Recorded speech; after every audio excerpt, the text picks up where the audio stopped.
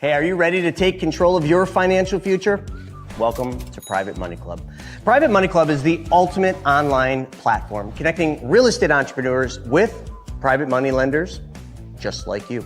Whether you're looking to fund your next deal or lend money to grow your wealth, Private Money Club is your go-to resource. You can post deals, find funding, connect with other like-minded professionals. It's just a community.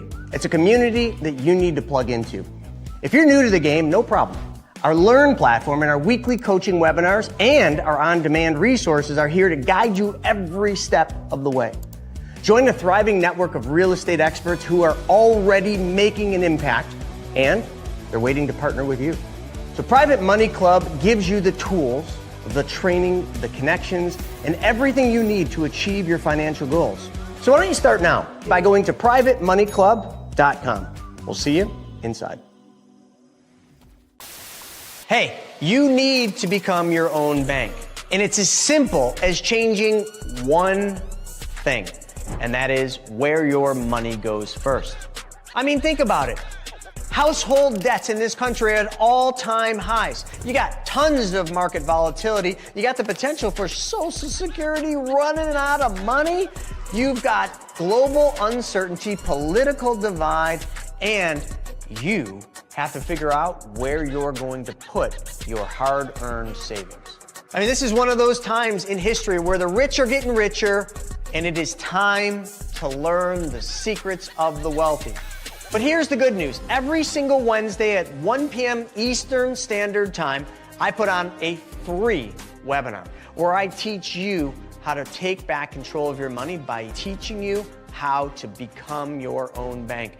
So click the link below and let's get started. So let's go into the app, because the app was created after a dating site, believe it or not. So people with money and people that need money. Phone, swipe left. Ooh, I like that one. Swipe right. You want to go on. If you got money, you want to swipe left through all the deals. When you find one you like, boom, you're connected. How much more difficult does this really need to be? This isn't rocket science. They want you to think it is because they want control of your money. It is time to take back control of our money. I want to invite you to a free interactive webinar that we're doing to teach you how to get prepared for what's about to happen and how you can grow, preserve, and protect your wealth and get it ready for a recession or maybe the next Great Depression. So all I need you to do is click the link below. You're not going to want to miss this with all this stuff going on.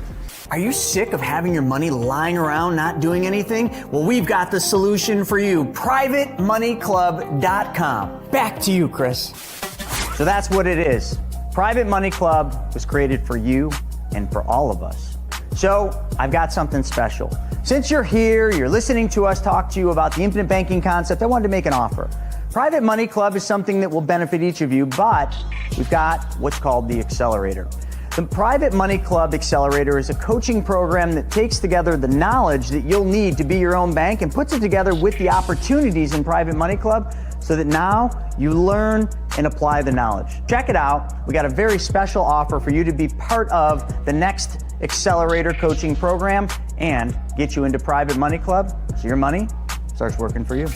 Hey everybody, it's Buff Finance Guy here, ready to show you how to make some serious gains, but not only in the gym, with your wallet too.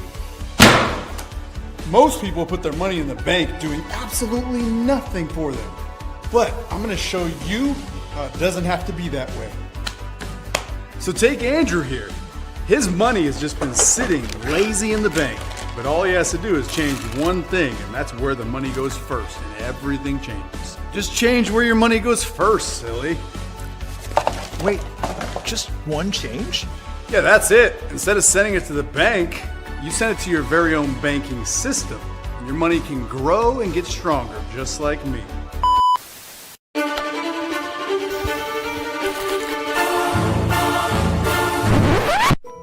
It's time for Money School TV. You heard it straight from the horse's mouth. The Money School TV strives to bring you the most relevant content of how money really works, past, present, and future. It's not a one-size-fits-all system. This platform provides you with ways to implement strategic decisions while avoiding fear-based decisions at all costs. Totally digital with new content added all the time on financial wealth creation strategies and how to regain control of your money. This 2-hour monthly group coaching with Chris Naugle is available now for only $19 per month. This is something you don't want to miss. Click the link below to get access now. Whoa! I feel great. My money's not being lazy anymore, it's getting swole. Just like me. Attaboy, Andrew. No more lazy cash. Now your money is growing, strong, and totally under your control. Wow, thanks, Buff Pie in that sky. Now I'm ready to grow my wealth and feel as good as I look. So if you want to learn more on how you can compound your money and your muscles, I'm at BYOB. You have to be a part of it. Do whatever it takes to get here. Get your ass up and come. So here we are out in Las Vegas, Nevada, at Dream Racing for the experience. We brought the whole team, the whole clan out here to race exotic sports cars like this GT4 RS. This is what making memories is all about.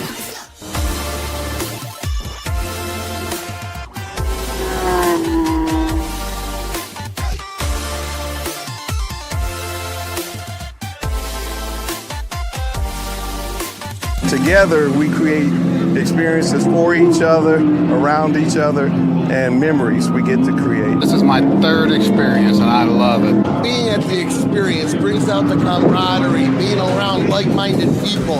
It just brings out the best in you. I don't know why the rest of you aren't here. It's an amazing event. I have never missed one since they started 3 years ago. The breathing exercises to the mental, the Brent Kessler to now the racing to just the overall mindset. Your network is your net worth. We can sit in a room all day, listen to the speakers, or we can come out here, make some quick laps, learn how to drive, and make memories that last a lifetime. You should be here next time. Well, the biggest thing I hope that people get is something that they can actually apply in their lives. You know, that's the biggest thing for any of these events that we want. We want people to leave here not just riled up, not just excited, but actually going out and doing something that'll put them in a better financial situation, help their family. And for the speakers, my goal is that they go out and they impact the audience and bring something the audience never had exposure to that allows them to then fill in that piece that they're looking for. I'm going to be talking about more lease options. I'm going to be talking about equity shares. I'm going to be talking about a bunch of fun stuff today. Because again, I'm not here to teach about how to do those deals. I'm here to teach about how to invest in those deals. Filled with individuals that are like-minded, that are at the top of their craft, they're at the top of their game. And for anybody that's an attendee, it's just a mind-blowing experience. It's almost going to be hard to speak anywhere else but here because it was such a great experience. I felt like, I don't know. It was amazing. Nothing less than amazing, literally. At the PMC Money Tank event, which is an epic event that we're putting together that does one thing and one thing only. Makes everybody money. It brings people with money together with people that need money. It's like a peanut butter and jelly sandwich. You just smash them together and everybody wins.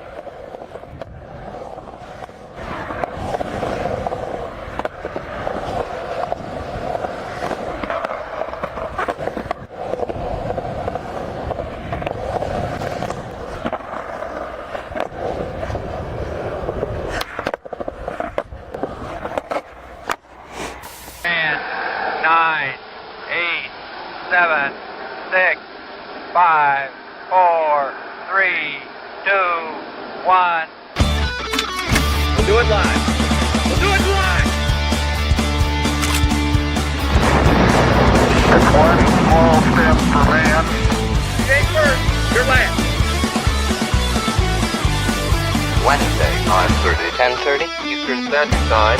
Do it live!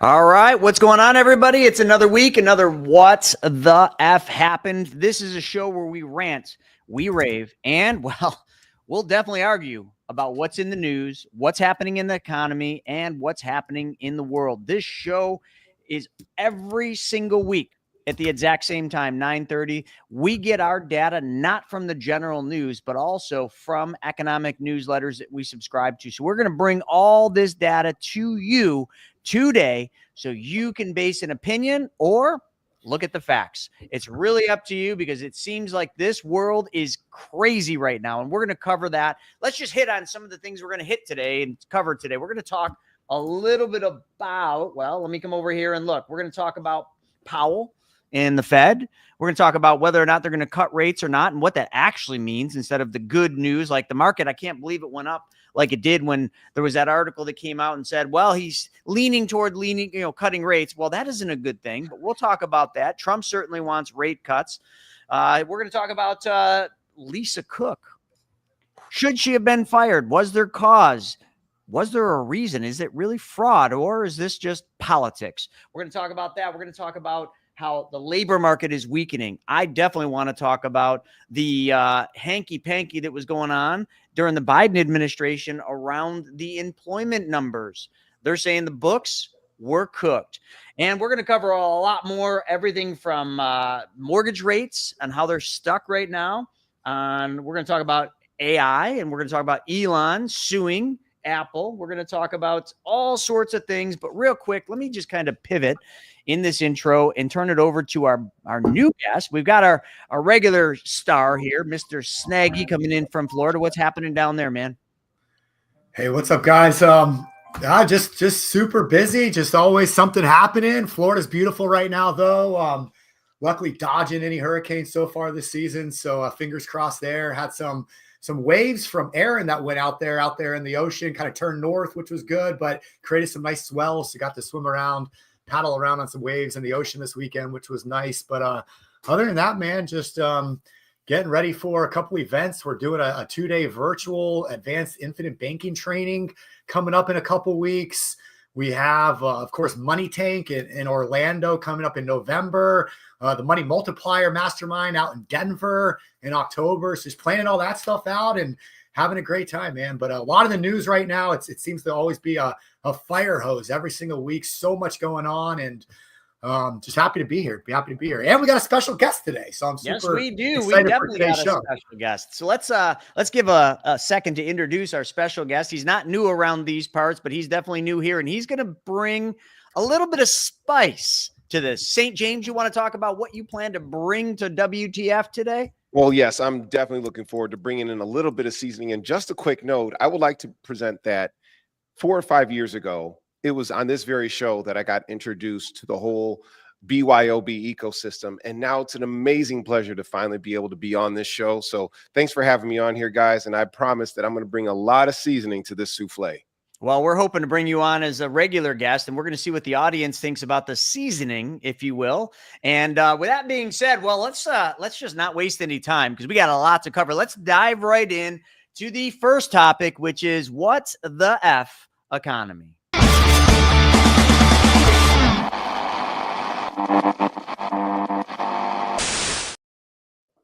What's going on in the economy, I think, is one of the important things to talk about. And you know, when I look at the economy, I can tell you right now, the economy, the economics behind the economy are all slowing down. The machine is slowing. You can see that. But how we see it is we see it front row. We see it from the businesses that we talk to, the business owners, what they're talking about. We see it from the actual data, from the real data. Now, there's a big disconnect, and I think this is an important thing that I want to hit here is there's a disconnect between Wall Street and Main Street, a major disconnect. It's almost like Wall Street doesn't understand what the heck's going on, or some would argue, no, Wall Street's way ahead. Is it though? Or is it really just ahead in the speculation department when it comes to AI, NVIDIA, and the Magnificent Seven? But let's just open this whole topic up with WTF economy with Jerome Powell. This is one we could probably talk the entire show on, but Jerome Powell is suggesting rate cuts are coming But he's saying, and he makes sure to say, not because Trump wants him, he's saying exactly what you all need to hear. And Stephen, do you want to pull up that article? It was CNN, of course. And James, we threw some CNN stuff in here for you. I don't know. Did you watch CNN? I really don't watch CNN. I do catch a little bit here and there on the different information feeds, but what I really like to do is just try and get a well-rounded viewpoint from several different news sources, not just CNN, because we all know a lot of these media sources are all biased in one way, shape, form, or another. Couldn't agree more. And that's, I think, where you're going to bring that spice and that seasoning into this show. We're going to bring more of a well-rounded approach. I'll be the first to say, Stephen and I, we're definitely we're riding the Trump train. I mean, we are, and we know you're not. So that's going to be an interesting take on this. But James, real quick, what are your thoughts about Powell and what he's been doing in kind of all the interference with Trump, and Trump saying, you got to lower rates, and Powell being like, well, I don't know, let me go to the data. So there's definitely, they're playing politics. And the one thing I know about the Fed is not supposed to be influenced by politics at all. So what's your take on this whole thing? Let's open that up. Number one, I want to say, Jerome Powell, and put the camera on me, Jerome, you're invited to the cookout, because I am so glad that you are standing up to Trump, standing up to this outside influence. And while I feel that Trump is overlooking a lot of factors that will be influencing the market should interest rates go down, that Powell has basically held rates the same. Let's face it, if interest rates go down, prices will go up. Let's face it, one of the biggest impacts to the economy is housing. And if housing rates go up, imagine how that's going to look on the books of the United States. Housing affordability will also be even tougher. I think one of the important things to look at when we talk about the Fed and talk about Powell and his standpoint is, we can sit there and look at the politics. And I thought that one video where, Powell standing next to Trump and Trump just towers over him. I never knew Powell's that little of a guy. I kind of give him credit, for being the little guy, but it's the little guy you always got to fear. And Powell has definitely stood up, and, Trump's saying, I'm going to fire you and all this other stuff. And he's like, yeah, you can't. So good. And really quickly, are you talking about the video where Trump miscounted the numbers for the renovation for the Fed by a massive amount? He didn't miscount. Okay. He just miscalculated as to what those numbers were. Powell made sure he pointed out, that's an old building. That one, that's not part of this. Hey, it is what it is. They left that whole thing shaking hands. But I think the important thing to understand, and I think this is what everybody needs to hear, is, when the Fed decides to start lowering rates, here's the truth. It's because the economy is weakening. It's because they're seeing, numbers go the wrong direction. So by lowering rates, what that will do is stimulate the economy. And I think that's what Trump wants, because Trump, no ifs, ands, or buts about it, is playing politics. And, a strong market, a strong stock market is always beneficial for a president. I don't care who is in office. But the one thing you all need to understand is, I know we're all rah, rah, rah about lowering rates, but you better understand what that means. That means that the economy is slowing down. Stephen, any take on that? No, I mean, to St. James' point, though, on housing, I saw a statistic recently. I just think it's fascinating. In 1950, 50% of married people in this country owned a home. 1960, 52% owned a home. From there, it's just dropped each decade ever since. So in 1970, 48%, 1980, 45%, 1990, 43%, 2000, 35%, 2010, 25% this year in 2025. 12% of married couples currently own a home in this country. Dude, owning a home in this country is not the American dream like it once was. It's just not. And I think, a lot of that has to do with just affordability. I mean, housing has gone so bonkers that the average family simply just cannot afford a house. And that's a sad reality. And but let's move on to the next thing. The Treasury Secretary Bessent is coming in talking about tariffs. Now, tariffs have been a very big controversial topic, but in tariffs, they're saying that they could bring in over $500 billion. So I know there's a lot of good and bad when it comes to tariffs, but let's just kind of open this up for both of you to kind of comment. And I'm paying attention to all of you putting your comments in the chat. We appreciate those, and we're going to cover them as well. What do you have to say about tariffs and the revenue it's actually generating? Let's be honest, guys. Tariffs, no matter how you spin it, is still a tax on the American people. And that's great. We've got more revenue that's coming in, but where I think we have a convergence, so whether you're on the left, right, up, or down, is that you want those tax dollars, that tariff income, to be spent properly by the U.S. government. And right now we see that it really hasn't been going to more research into things that could help in terms of like health and care within the people. Or has it gone into a sovereign wealth fund so that the United States can have income producing types of assets? No, it's going to be squandered. It's going to be wasted. And I think the whole tariff experiment that we have with this presidency is going to be an absolute and complete waste. All right, Stephen, your turn. Yeah, yeah. I mean, there's been a lot of misbalance globally in this world with this country. I mean, we've been paying other people's bills for decades at this point. And you look at China, you look at some of these other countries, they're our adversaries. They're not our friends. And so what Trump's done is he's kind of done what he's always done his whole career. He blows something up to be able to try and bring it back to a place that makes sense. And so far it seems to be working. Now, whether that continues over the next several years and into the future, that's still, who knows? Like St. James said, it is a tax. I mean, does that, hurt us in the long run? But so far it seems to be working. So to me, something needed to happen. There needed to be some change. And that's what we're seeing as of right now. So we'll see where it goes. Yeah, I mean, I would love to see if tariffs were going to the reduction of the U.S. debt. I would love to see if the tariffs went to a sovereign wealth fund and it helped increase the social safety net. But it's not going there whatsoever. It'd be interesting to get that data because you're right. Like, it would be nice to see where's all this additional revenue coming or going from DOGE and from tariffs. Like, how is it being used? How is it being applied? I'd love to know that, because it's one thing to say, hey, we're bringing in 500 billion extra, but it's another thing is, where did that 500 billion go? Because, exactly. Is it going to the deficit? Is it going to building more ships and planes? I mean, increasing our military presence? Is it going to, what is our Iron Dome equivalent that we're trying to build? The Golden Dome? Gold, right. Of course it's the Golden Dome. The Golden Dome. It's the Golden Dome, right? Yeah. Listen, I agree with everything you guys are saying 100%. And it's why I've become a Republican in my old age now, because I believe in small government, less spending, less control from a federal level, more states' rights, all of that stuff. And is that happening? No. But again, it's almost the worst of two evils at that point, because when you look at the Democratic plans, their plans are to spend into oblivion. Now, Republicans are kind of doing that right now too, but at least they're saying, hey, we want to control the spending at some point. I love Lynn's comment here. She said, Trump doesn't make mistakes.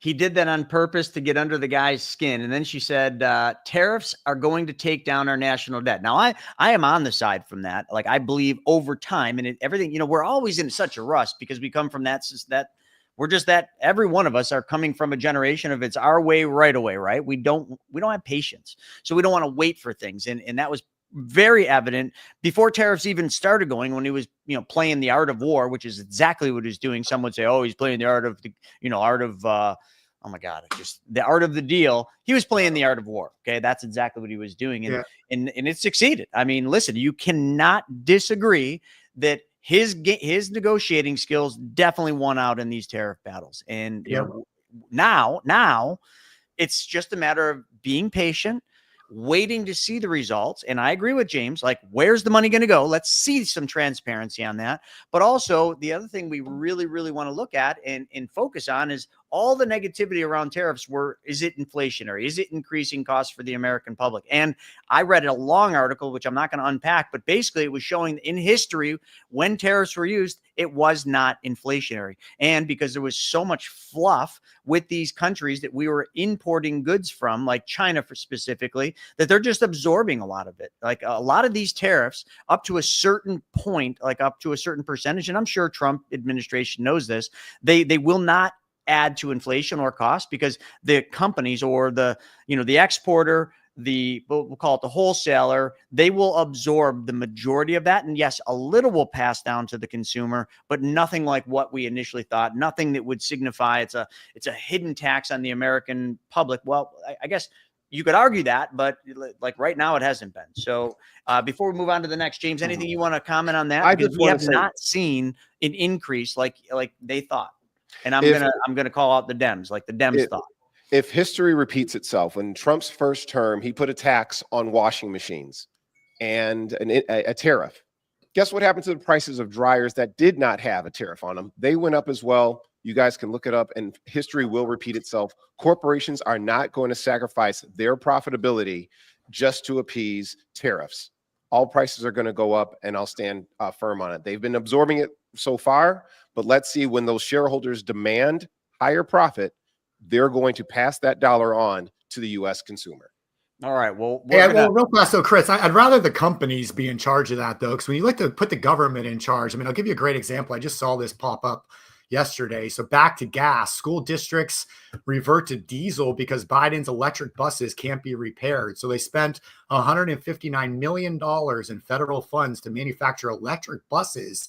The company's completely fallen into bankruptcy and failed to deliver $95 million worth of buses. So almost $200 million of our tax dollars just completely wasted because of these silly projects that some of these Democrat politicians propose, or I should say any politicians propose. And this, at the end of the day, forget about the little increases in prices of goods and things like that. These are the problems. Things like the trains that go nowhere in California. These kinds of projects are just absolutely absurd. And this is what plays right into Rand Daddy 96's comment. We waited 4 years for Biden to do something for this country. And listen, I agree. Like, what did Biden do? James, how many times was Biden blocked on how many different projects? And let's look at the infrastructure bill that was passed.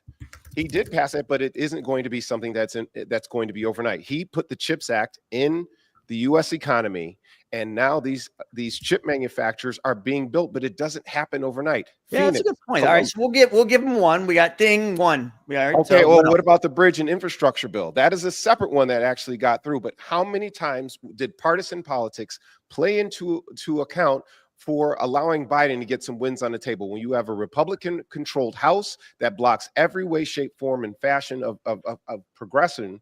Well, yeah, it's going to be a lot harder, which is one of the reasons why you see Trump trying to consolidate all this power so that he can pass whatever bills and things that he can do, but it may not necessarily reflect the wants and needs and desires of the American people. Yeah, those big omnibus bills that they've come out with, where they just pile everything into these single votes, is going to be the destruction of this country. Absolutely. 100%. Absolutely. Look at that. We have we all get it together. Exactly. We just all agreed on something. That's exactly crazy. That might be the only time this show.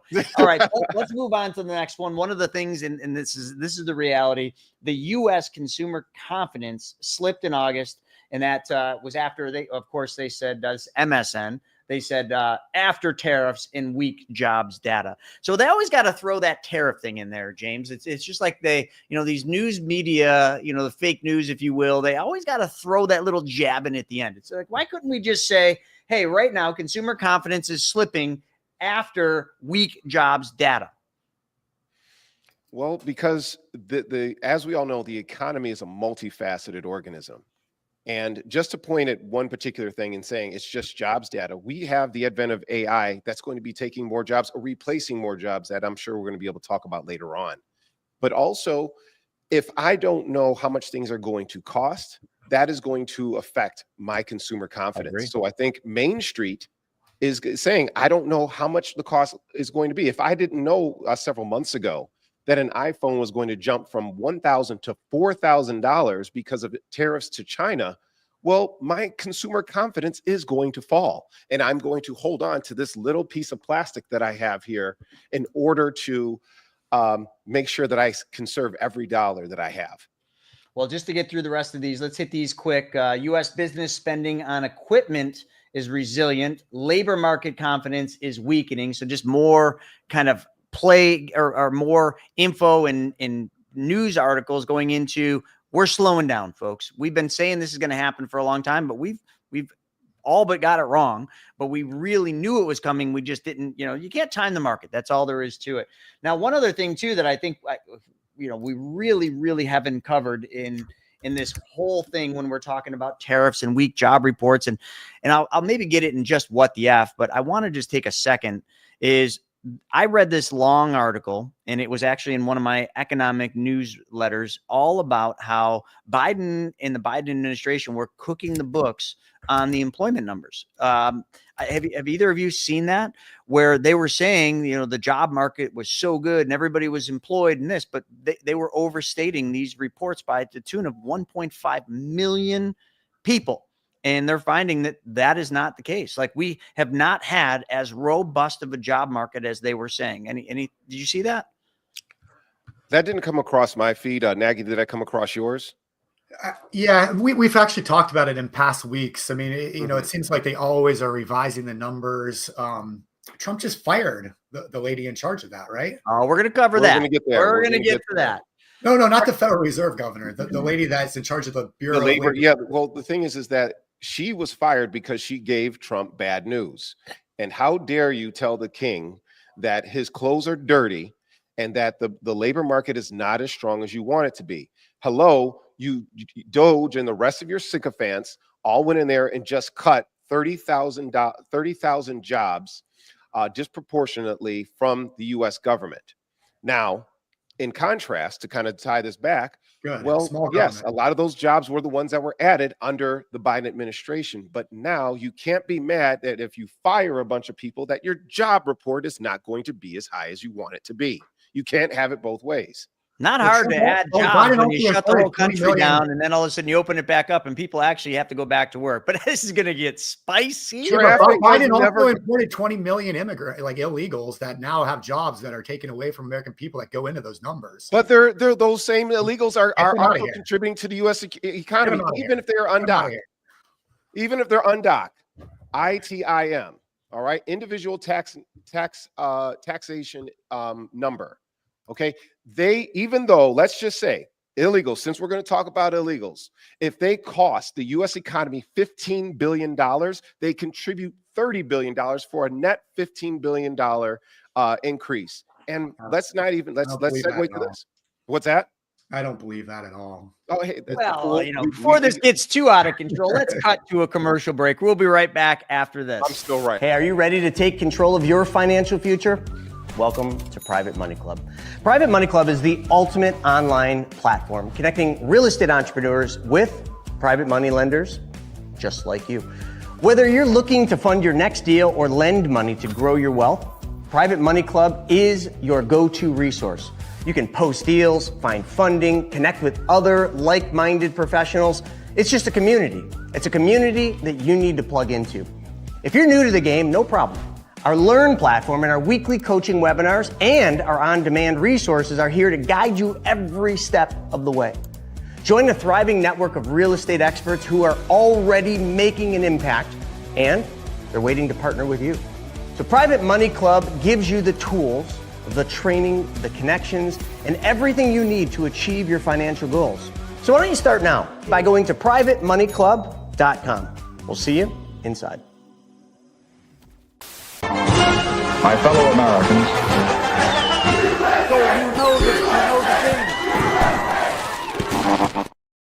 oh my gosh, dumbest dance. That is the dumbest dance. My fellow Americans,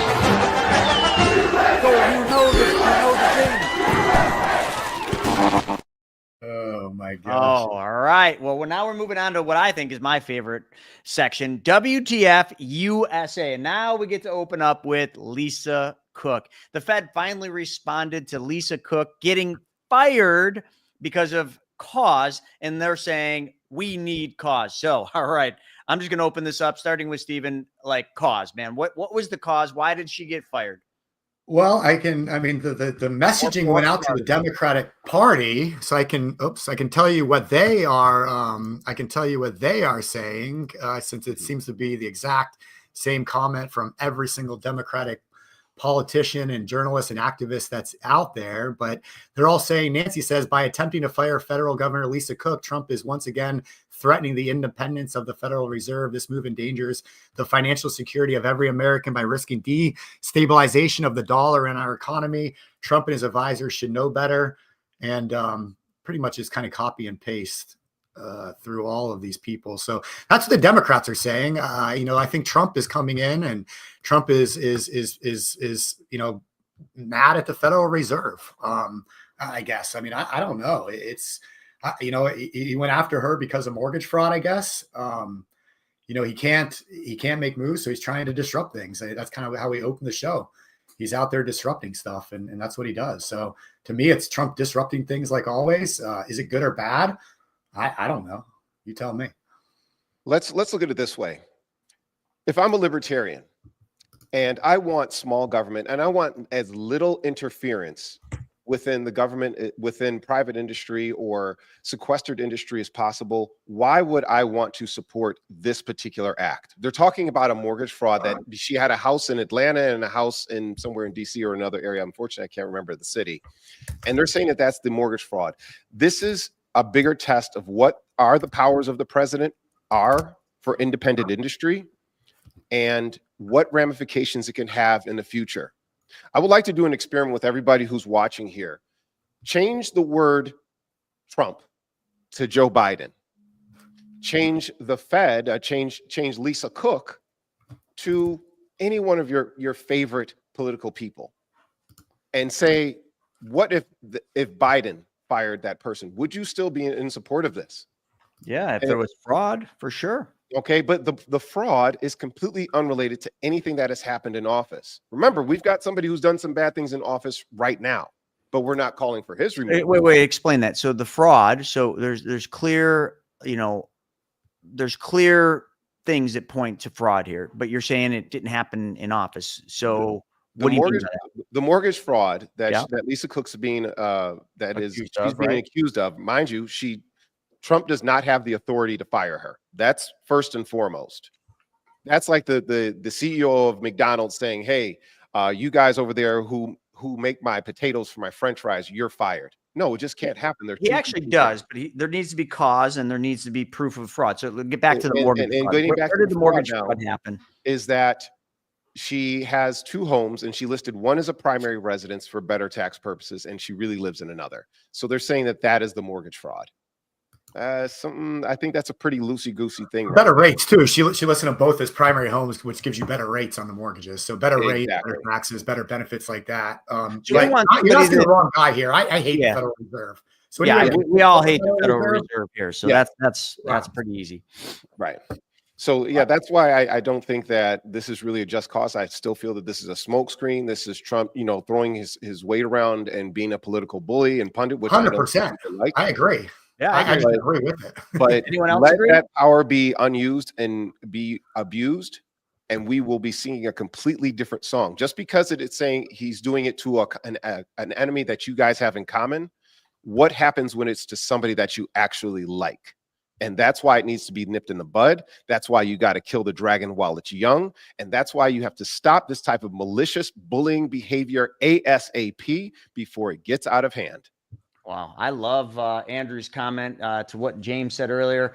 I wouldn't even be in the news when you were saying that. Change the name to Biden, change the name. It wouldn't even be in the news because Biden would just be allowed to do that. And Andrew, absolutely not, because people on the other side would absolutely be saying something about it. I don't agree with that. No matter Definitely what. disagree. I think Biden got away with anything he wanted because he had the media in his back pocket. That's pretty clear and easy to see that's what was going on. But the people on the left were also criticizing Biden and his moves as well. But that's the thing. If you're not in the leftist or the centrist ecosphere, you're going to think that all this stuff goes unchecked.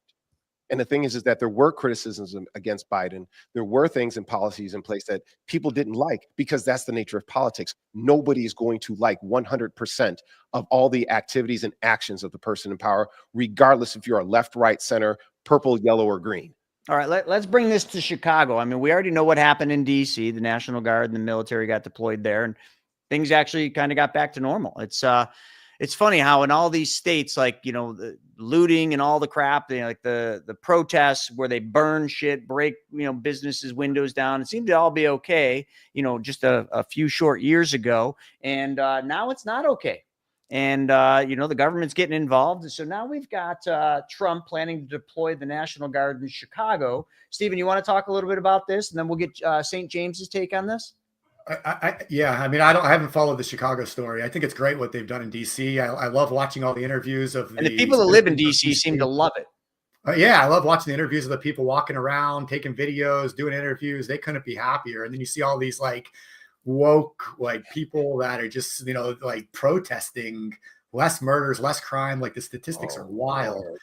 How well they've done there. Oh Lord! Oh, my! here we go. Here we Oh go. my gosh, All right, Steve, did you have extra bourbon in your cornflakes this morning? Like, are you drunk? Listen, I love what I they're was doing in DC. I have people who are in DC, and they are. If everybody was happy about what's going on in DC, then 70-year-old white women wouldn't be outside protesting the occupation of the National Guard there right now. I was in DC, and it was an amazing place, and I did not feel at risk for my safety when I was in DC. Guess what? I was also in Chicago actually last month. And guess what? I wasn't running around in fear for my life because there's some amazing parts of DC, Chicago. You say that about DC, but there's literally Democrat, activists, journalists, politics, everybody, CNN, all the major news networks all have stories of witnessing either a murder, a burglary, a carjacking. Every single one of them that lives there daily has stories of that and say it's a problem. So absolutely, it's not a problem. It's just not. It's just historically, yes. DC, Chicago, parts of Florida have all been crime centers of the United States. I can't debate with you. It up, though, is my question. What's the problem? Right, but let me ask you this. Should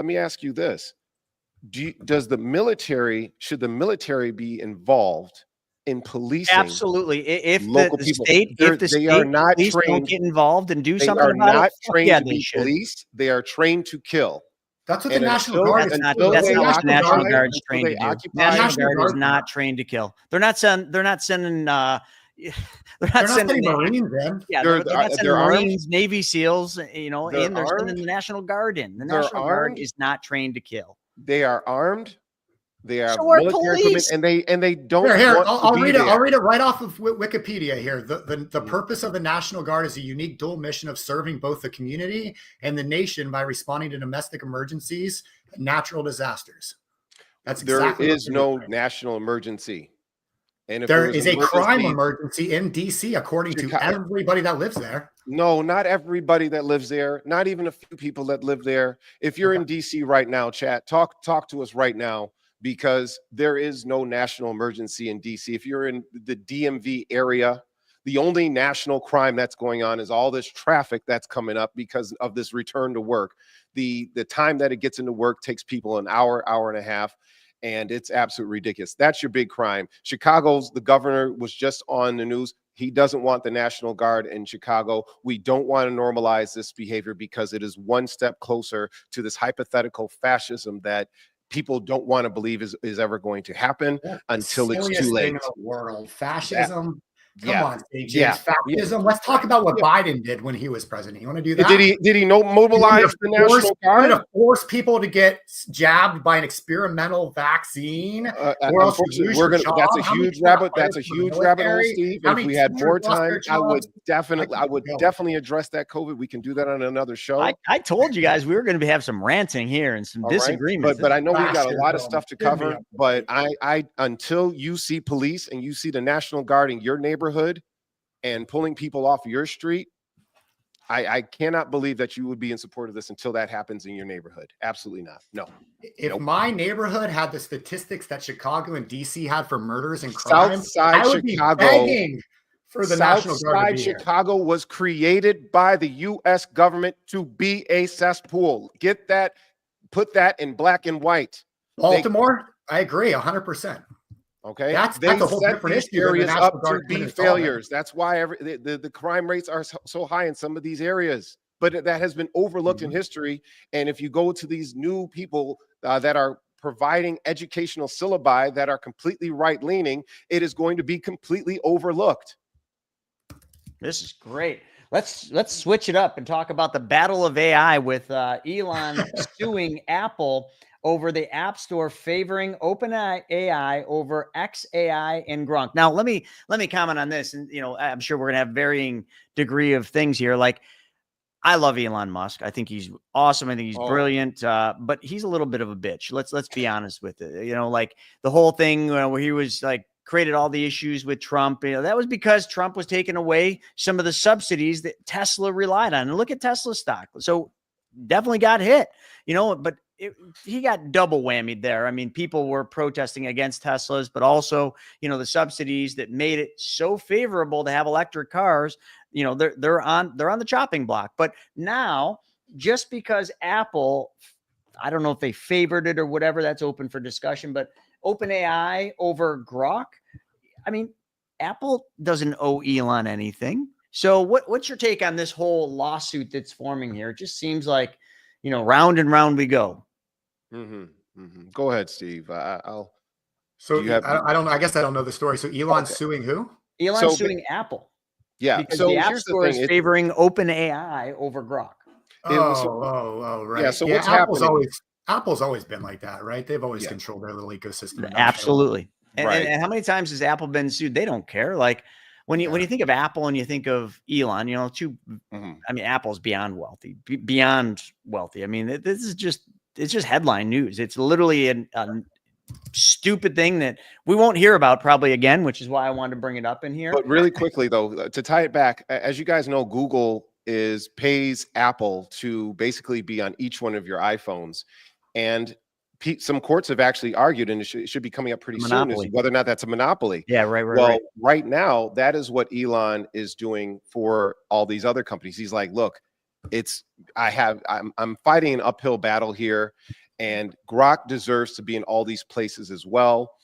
And they're saying, like, look, OpenAI, remember, Elon and OpenAI have had beef since its inception, when OpenAI wanted to stay as a nonprofit, and Elon was like, no, we have to becoming a profit-based company. So now, of course, we've got Grok. We won't even talk about all the injustices that Grok is doing with out in Tennessee. But I could understand the basis of Elon's argument, but I'd like to what you guys are saying, I do believe it's going to be swept under the rug.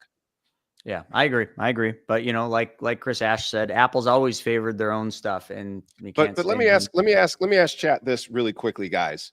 You guys are also pro-America, is that correct? Mm-hmm. Extremely, right? What is the number one U.S. sourced vehicle in America? Probably Toyota. Okay. What do you say, Steve? I think it's Tesla. It is Tesla. Really? So if you are America first, and you want more Americans to have jobs, and one of your biggest donors just gave you $250 million, why are you cutting the throat of the guy that is? Oh, I no, listen, that's not on the agenda to talk today, but I agree. I don't totally agree. Like, listen, like that whole thing, like I just couldn't even watch it. So, but exactly. Let's stay on this AI thing. Let's not go down that rabbit hole. Well, no, this dovetails perfectly into it, because as we know, the Energy Act was cut by Trump. And that could be something that could supplement people's power bills and help reduce them. Yeah, but that's more federal spending. We don't want more federal spending. We want less federal spending. Yeah, right. Yeah, but it's also keeping money. It's the also creating jobs. Not ready. The infrastructure isn't even close to being ready for how aggressive they were being with the Green New Scam, or whatever you want to call it, the Inflation Reduction Act. I mean, that did nothing to reduce inflation. But anyway, let's for the record, I do drive a Tesla. For the record, so what you do own one? Yes, you do. You do. Oh my gosh! Does it have like a big blonde wig at the top as well? And yeah. And a screaming eagle on the hood. It really is a fascinating. That statement might have worked like several months ago, but that doesn't fly anymore. Like, there is no big blonde wig on the top of a Tesla anymore. Like, it's a black eye. So what you would actually see on a Tesla now is a giant black eye on the windshield. That's what you say. Anyway, let's move on. Yeah, lots to cover, and we're running out of time. AI boom sends power bills soaring across the U.S. grid. Okay. And that, to that take, I mean, a lot of talk right now about nuclear facilities, a lot of talk about, U.S. dependency on oil and in the production of oil, and not just the production, but the refining. So there's a lot to this. And when you talk about like what could reduce energy bills, it's definitely not more windmills or more solar panels. That's so far out in the future. Yes. Today, absolutely not. This is a chicken and the egg. If we have more solar panels that work in adjacent, but the cost to put the solar panels up comes out of the taxpayer's pocket. period. Like if you make it more private sector, like the nuclear facilities, and I'm not saying there isn't some government subsidy for nuclear facilities, but oil, not real. Actually, I don't even know of any right now. Oil companies got plenty of money. So in the present, those are the most obvious solutions. In the future, yeah. I mean, solar and wind and all these things, I mean, they definitely need to be a part of it, but they need to be a part of it when the infrastructure is ready to handle it. And when we're not, when taxpayers shouldn't be footing the bill for it all. Well, But think of it let's this move way, on. though. Hold on. Very Yeah. important. Like we're definitely running out of time here. Okay. RFK says the agency will reveal causes of autism in September. I want to know that. And I bet you it's going to be pretty interesting when we find out the causes of that. His brain worm is never going to allow that to happen. Whatever. His what? His brain worm is not going to allow the truth to come out. He going to cook that book. They already came out with the reasons for why autism happens. I didn't see it. Whatever. Yeah, they already talked about it. He's coming out with a refined version. It's going to speak to his audience, even though several different agencies have already talked about causes for autism. All right, well, let's get on to the most important thing, Cracker Barrel. I mean, hell yeah. Cracker Barrel. Come on, Hell go. yeah. What's up with Cracker Barrel? They changed their logo. People got all up in arms. Now they're changing it back. I thought the old logo was fine, but I think there's a bigger story about Cracker Barrel. If you ask me, Cracker Barrel owns a lot of real estate. It's all really highly appreciated. And I think Cracker Barrel's trying to spin everything down. That's my take, but what's yours? I haven't eaten at Cracker Barrel in a decade, so I really am impartial and could care less about their logo, their stores, their food, or any of it. It's, to me, it's all garbage food. So I have no. Stephen, you are so missing out on Cracker Barrel. Let me tell you. Oh, I loved it when I was a kid. I loved it. You will Last love time I was it in there as a decade ago, the food was crap, and I never went back. You will love it as an adult, and let's face it, they own a lot of real estate coming right off of highways. It gives you that old-timey feel. It's got a lot of tchotchke and schlock that you come into the front door. But let's face it, these buildings are just way too unique. The lighting and all that stuff, they're refining it so that if they want to sell these buildings, they can get a better price because they're not unique. Let's look at like the roofs of the old McDonald's and the Pizza Huts. When they off-sold those properties, they were like, I don't want a building with a red roof. I don't want people to be reminded of the Pizza Hut that used to be here.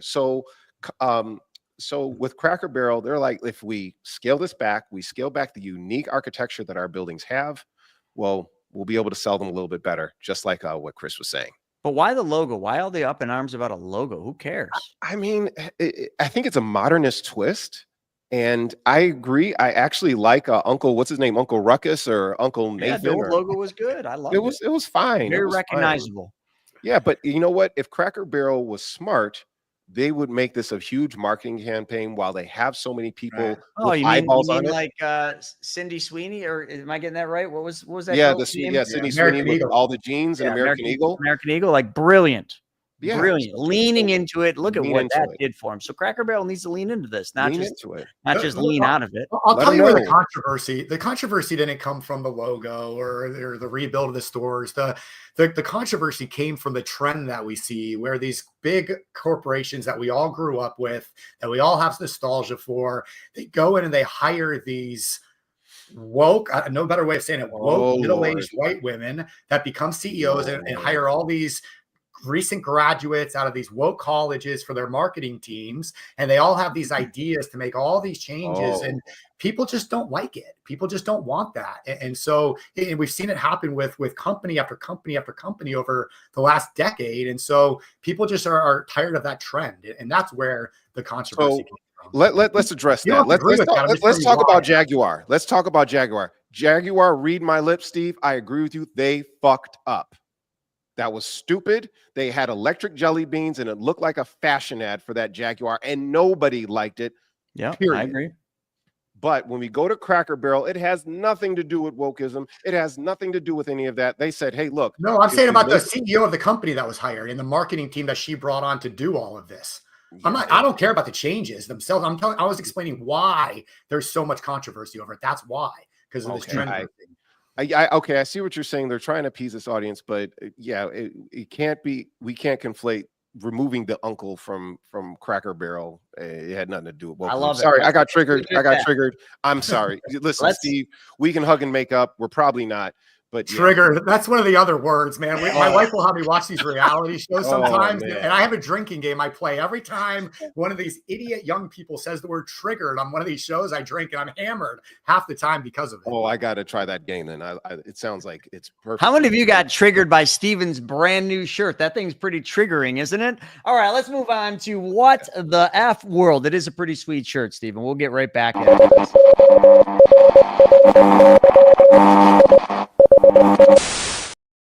All right, we're going to go rapid fire in this one. Yeah. Sorry, real fast. Time out. Before you get there, man, I just wanted to share something. We got an event coming up. I mentioned it at the start of the show, but for those of you that follow us outside of What the F Happened, this is kind of our weekly show where we get to have some fun and just talk some trash and joke around with each other and things like that. But the rest of our shows, we do 6, 7 other live shows every single week. We do trainings throughout the year all the time. That's where it gets serious, because that's where it truly affects you, your families, and your financial future. And so we teach what's called the infinite banking concept, becoming your own banker. We have a 2-day infinite banking training coming up. We do this typically once a year, and it's one of the most powerful trainings you could ever sit through. It's a webinar, so it's virtual. You log in to Zoom, so you can watch it throughout the day. You can come and go. If you need to step away for a little bit, you can come back. We send you the recording each evening, so anything you missed, you can go back and you can watch the recording of. But try and get there live, because there's a lot of question and answers,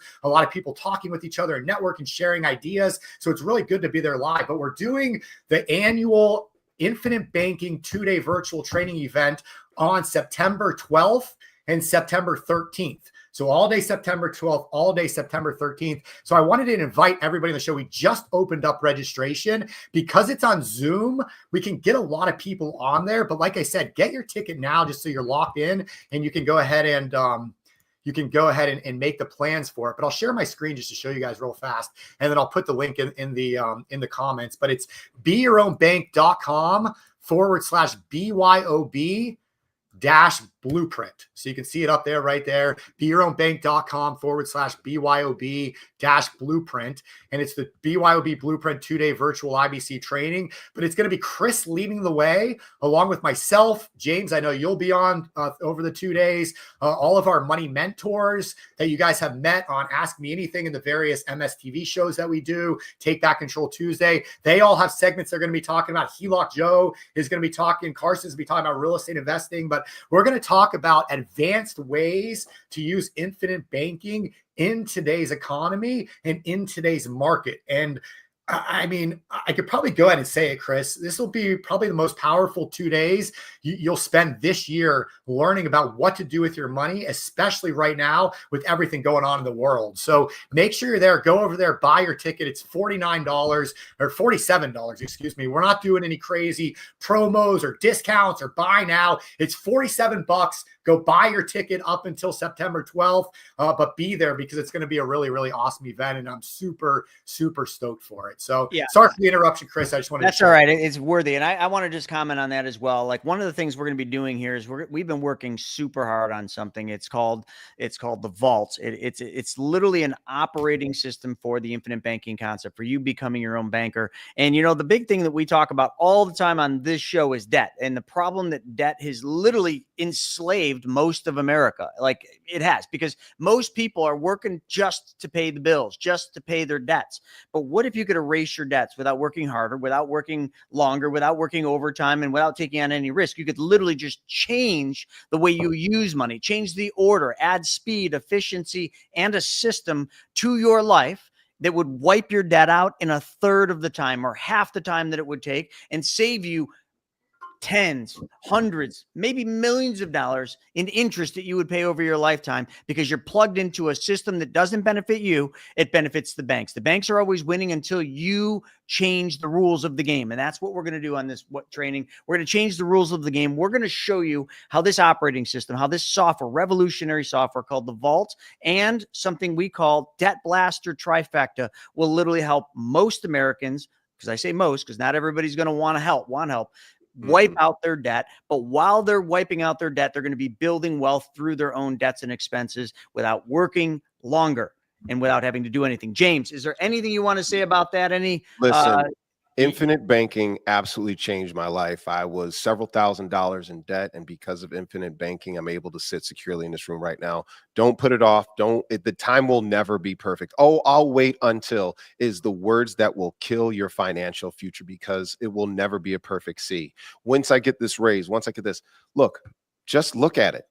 It's $47, but that's an investment to your future, and you learn how to save and spend some of the some other basic fundamentals of infinite banking that'll carry you for the rest of not just your life, but for your family's life as well.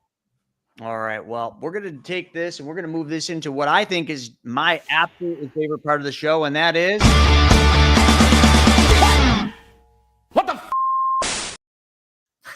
what the F? Yeah, we love this. And I don't think you're going to see much arguing here, but the first topic we want to talk about in the wild news, that's what we like to call this, the wild news, is AI killing entry-level jobs? Is AI the killer of these entry-level jobs? Stephen, what do you have to say about this? And pull that article up if you've got one. But it's definitely something that's being talked about a lot. And in the future, the one thing I didn't get a chance to talk about, I want to add here, is quantum computing mixed with AI. Now, we talked about the debt blaster trifecta. That's mixing three different things and three different steps into one. But when you take AI and you mix it with quantum computers, well, just watch Terminator 2. Do not unplug the machine. What do you guys have to say about this?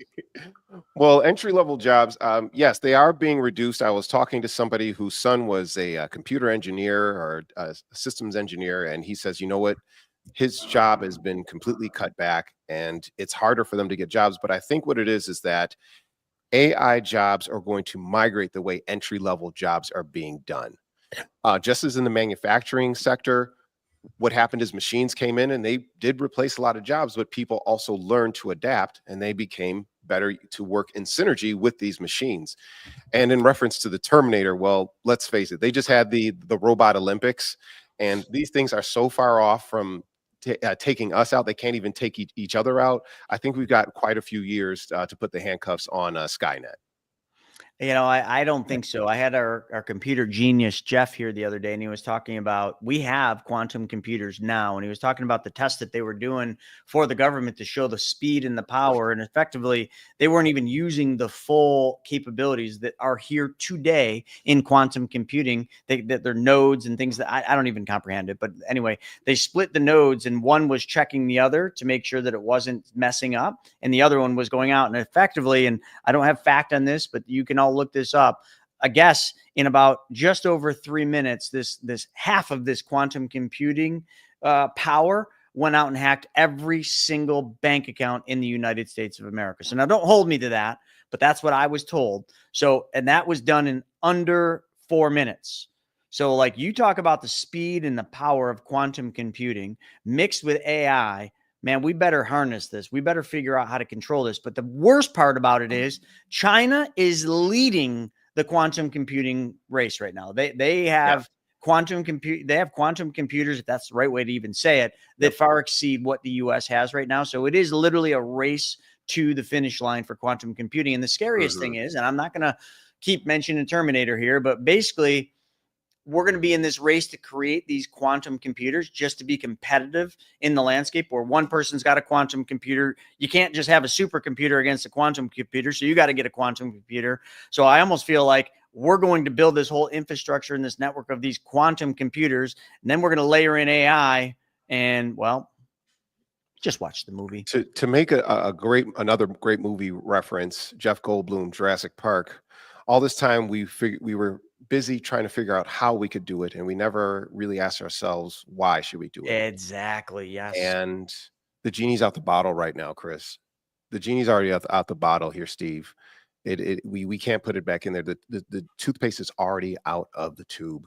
So how can we put this ethically so that it serves the people, and so that we're not serving it, I think is the biggest question. Hold on. Compliance just corrected me. Chris, that was incorrect. The hacking the banks was when they let the quantum computer lose. The story about half the nodes was a different topic. Okay. I'm sorry. I mixed together the nodes with the bank hacking, right. But nonetheless. Control, Alt, Delete, a lot of high level stuff there, Chris. It's okay. We forgive you. All right. So Let's move on. The next one, Stephen, this I know is a topic you absolutely love. Taylor Swift and Travis Kelce. What is going on there? They're getting engaged? What? Yeah. Oh, I think I love that. But yeah, good for them. Congratulations. I mean, For those of you who don't know, Taylor Swift is terrible. Like, my daughter will never be allowed to listen to Taylor Swift. What is wrong with I got no problem with Taylor Swift personally. I got a problem with Taylor Swift. Let's look at it this way. Let's look at Taylor Swift's career from a business standpoint. Her label, when she first got started, literally tried to screw her, and she re-recorded. She signed a contract with Satan. That's my take. Right, but thankfully she signed another one with herself, and she bet big on herself, and it's paid off in dividends. It shows the power of developing a great audience. That's the path to her success. Maybe I should watch a documentary about Taylor Swift, but I'm going to hold steady right now. I don't like her at all. And Travis Kelce. Okay. What he did to his coach was just unacceptable. They should have fired his ass and been like, "You're a little bitch. Get out of here." Oh my God. Okay. Chris, you're about to get not that good of a You're about to player. have He's about allowed 1,000 Swifties show up at your doorstep, and Good. Bring them on, man, and I'll turn that stuff right around. Right just like over there. American Eagle did. I'm not getting between you and the Swifties. Oh boy. Yeah, bring the Swifties on. Line them up out in the front door. We'll knock them down, and we'll use that publicity in the right way. We won't back down from that. Please don't fight an army full of 16-year-old girls. Please don't. Well, I'm not going to fight the 16-year-old girls. Duh. I'm just going to tell them, tell them what's on my mind. They're probably going to beat me up. Some of those 16-year-old girls that watch Taylor Swift, man, I would not get in a boxing ring with them, period. Anyway, moving on. This one makes me freaking sick. So this is going to be interesting. Have you been following what's going on with, that truck driver that did that illegal, immigrant truck driver, let's call it out, who did an illegal U-turn on the thruway and, killed 3 people. No way around that. That's exactly what happened. An illegal U-turn on a thruway or a turnpike, if you will, and 3 people lost their lives. And now there is 2.5 million people that have signed a petition supporting this guy, and then they've raised $1 million in GoFundMe for this guy. Why are we protecting this? I got nothing. I don't really? like it. I don't like it. I don't like it. I do want to see justice served. I do believe that he does deserve You ruined the whole show. But I cannot support somebody who does something very stupid and endangers the life and ends the life of several very, very innocent people, because I know if that was my family that was, unalive by this person, I'd be up in arms and ready to I'd be ready to call in the national. You would have to call the National Guard on me. So no. I'm glad that this guy is going to get some legal representation, but I do hope that justice is served, and that's not my wrath to entail. But the whole point of this is how broken people are right now. The fact that this is what they're getting behind, the fact that this is what they're supporting, the fact that this is what they're putting their money to. Those people that donated that $1 million are probably people that are in debt that should be using that for other things. Or maybe they should donate to a foundation that's saving animals or doing something nice or putting an end to child trafficking. Like do something good. But yet we're gonna put money in a GoFundMe to why? Hey, I got one thing, St. James. You need to catch up on the Democrat talking points. So the DNC just released a memo to all Democrats that was shared with Politico that said there's 45 words and phrases that all Democrats need to start avoiding. And just so you know, unalive is one of those. So, hey, you know what? I work in social media, and unalive is just, it's a term. I hear you, Steve. But when you grow up with a lot of social media, you have to learn how to censor yourself so that you get maximum reach. I know that the good folks in WTF and in the BYOB family don't say, if I say murder, death, kill, but old habits are hard to break. Just some other ones: privilege, violence, dialoguing, triggering. There's my word, baby. Triggering. Microaggressions. I was pissed off. I was pissed off about being. I think that word "pissed off" goes both sides. I got no problem with that. I was peeved. I love how Dex called out that illegal got his license in California. How strange would that be? It doesn't look good. It doesn't look Newsom's good one of the ones donating money to go. I got a watcher submitted. I got a watcher submitted take on the Travis Kelce Swiftie engagement. It's from a fan in Buffalo. There we go. Yes, That's their yes, take on it. thank What do you. Yeah. Whoever Josh put that up, Allen.